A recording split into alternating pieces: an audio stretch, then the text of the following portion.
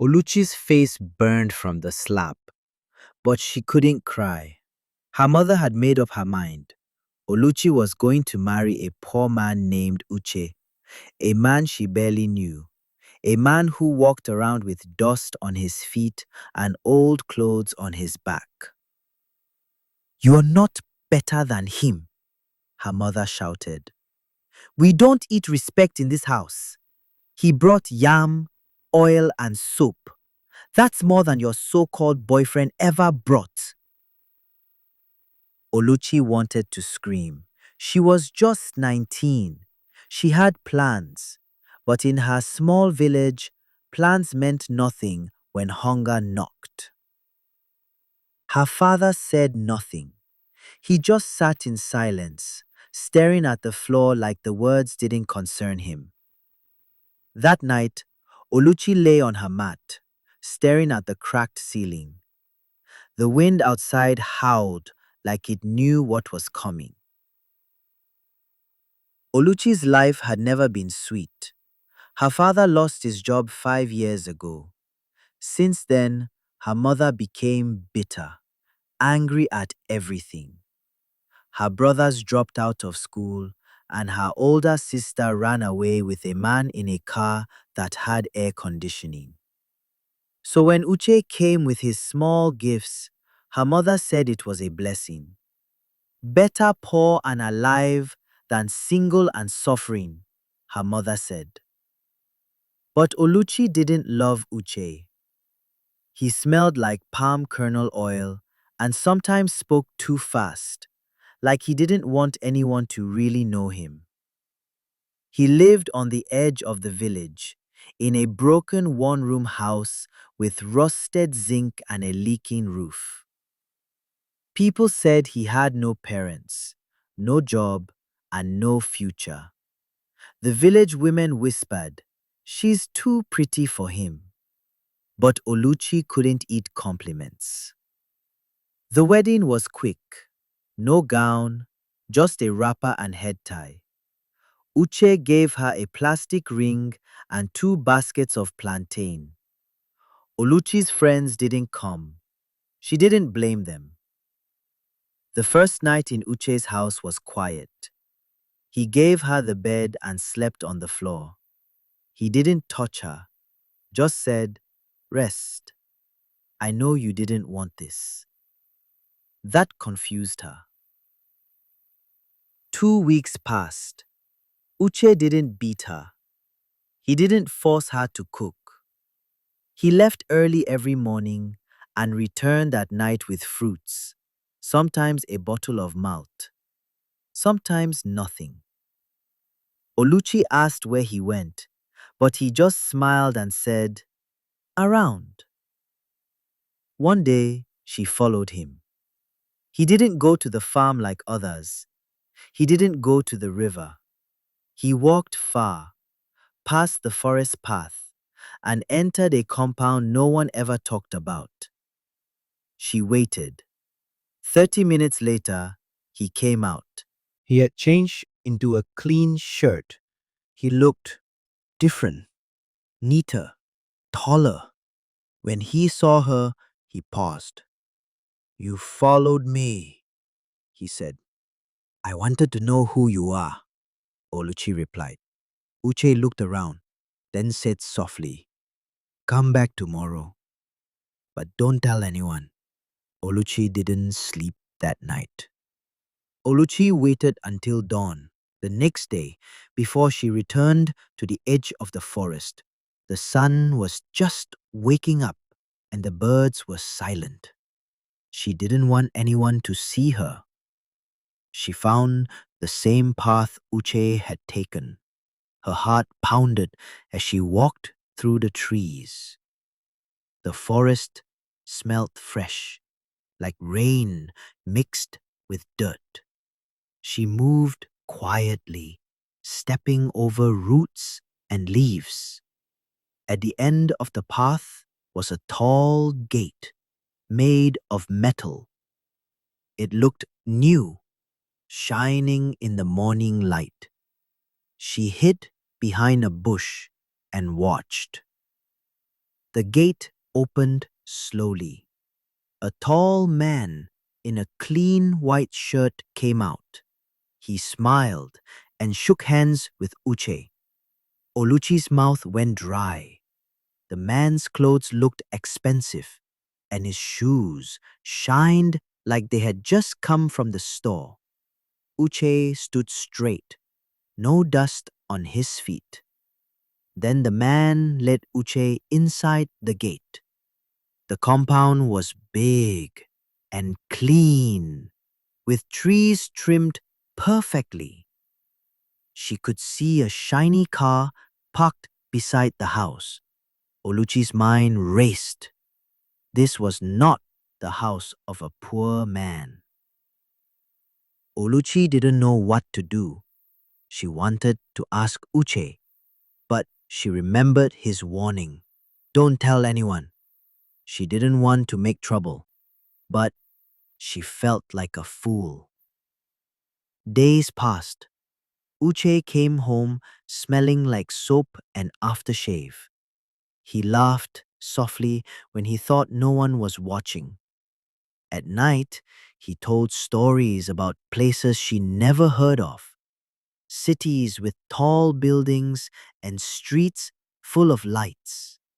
Oluchi started to wonder who he really was. One evening, while Uche was asleep, she looked at the plastic ring on her finger. It looked cheap, but her heart told her there was something more, something hidden beneath his quiet ways.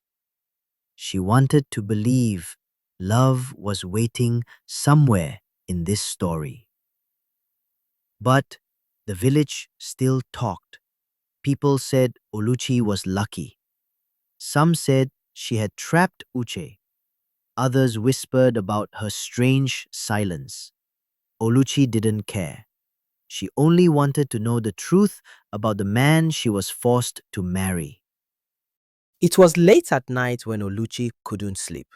The questions in her mind kept turning like the wind outside her window. She wanted to understand Uche, the man she married but barely knew. She waited until the house was silent. Uche was snoring softly on the floor. Quietly, she slipped out of bed and followed him. Uche didn't notice. He moved slowly, wearing his old, torn sandals. But instead of going to the village, he walked again toward the forest path. Oluchi kept her distance, but hurried to keep up. At the gate, Uche stopped and looked around. Then he pulled out a small key from his pocket and opened the big metal gate. Inside the compound, the lights shone bright like stars. The house looked huge, with big windows and clean walls. Oluchi's heart raced. Then Uche changed his clothes. He put on a fresh shirt and trousers, the kind that only rich men wear. His shoes were clean and new. Oluchi's mind could not believe it. This was not the poor man she had married. She saw a pile of money on the table. Not small coins, but big notes stacked like bricks. Suddenly, Uche turned around and saw her standing in the doorway. "Why are you here?" he asked, surprised but calm. "I wanted to know the truth," Oluchi said softly. Uche sighed and sat down. He told her everything. How his family was very rich, but he wanted to live simply. He wanted to find someone who loved him, not his money. Oluchi listened, her heart softening. For the first time since the wedding, she felt hope.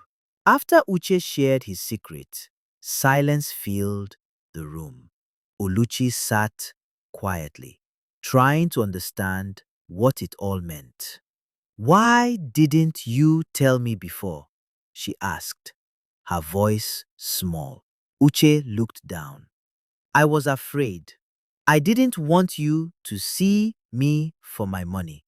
I wanted to know if you could love me for who I am. Oluchi thought about her mother, the angry words, the forced wedding. She thought about her own fears, being poor, unwanted, stuck. Slowly, she reached out and took Uche's hand. I don't know what to say, but I want to try. Uche smiled, a gentle smile that made the tired lines on his face disappear. I will show you everything, he said. You will see the world beyond the village, the city, the bright lights, the things I kept hidden. Oluchi wanted to believe. She wanted to dream again. In the days that followed, Uche became different. He woke early, but this time he cooked breakfast for Oluchi. They walked together to the market, where people stared at them, whispering, "She is the wife of the rich man." Oluchi felt strange under their eyes, but she stood tall. She was no longer just the poor village girl. She was Uche's wife, the wife of a man with secrets. One afternoon, Uche took Oluchi to the compound. She saw the shiny cars, the big house, the gardens with flowers she never knew existed. But even with all the wealth, Oluchi noticed one thing. Uche's eyes still held the same kindness she had seen in the village. That night, Oluchi prayed quietly. She didn't know what the future held, but for the first time in a long time, she felt peace. The village was changing. People talked more and more about Oluchi and Uche. Some were curious, others were jealous. "Look at Oluchi now," the women said. "She's walking with her head high. She rides in a big car." But not everyone was happy. Oluchi's mother, who once forced her into the marriage, now watched from a distance, pride mixed with regret on her face. One afternoon, Oluchi went to the market alone to buy vegetables. As she passed by a group of women near the roasted corn stand, whispers followed her. "They say Uche's family is rich, but they don't trust him. They say Oluchi married him for money." Oluchi's heart hurt. She wanted to shout, "You don't know the truth." But she stayed silent and kept walking, holding her head high. At home, Uche was quiet too. He said little about the village gossip. One day, Oluchi asked, "Does it bother you?" Uche smiled softly. "People will talk no matter what. But I know who I am, and I know who you are." Oluchi smiled back. She was learning that being rich didn't stop people from judging. But love could grow in the hardest places. That night, Oluchi and Uche sat outside under the stars. The village was sleeping, but their dreams were wide awake. "We will face the world together," Uche said. Oluchi nodded. Together. Even with the new life, Oluchi's past kept chasing her. Her mother's harsh words echoed in her mind. Her brother's angry faces haunted her dreams. One morning, Oluchi visited her family's small hut. Her mother was cooking, but the fire in her eyes was cold. "You think your life has changed? You still owe me respect," her mother said sharply. Oluchi swallowed her pain. "I am your daughter. I will always respect you." But her mother shook her head. "Respect is earned, not given." Her brothers stood nearby, silent but watching. They no longer laughed with her. The family she once knew felt like strangers. At night, Oluchi cried alone. She wanted to be free from the past, but it held her tight. Uche found her, tears on her face. "Tell me," he said gently. Oluchi wiped her tears. "I thought this marriage would bring peace, but some wounds don't heal easily." Uche took her hand. We will heal together. Days passed, and Oluchi found strength in Uche's quiet support. She began to believe that love could be stronger than pain. One afternoon, a stranger arrived in the village. He was dressed in fine clothes and spoke with a city accent. The villagers whispered, "Who is this man?" Oluchi felt uneasy. The stranger asked questions about Uche and their home. He seems too interested. That evening, Oluchi told Uche about the visitor. Uche frowned. "I don't like this." Days later, the stranger came to their door. "I am Mr. Okoro," he said. "I represent your family's business." It's time Uche takes his place. Oluchi looked at Uche. He was quiet, but she saw pain in his eyes. That night, Uche explained, "My family wants me to live this simple life and take control of the company. But I chose this life to find real love. I don't want the money to change us." Oluchi held his hand. "We will face this together."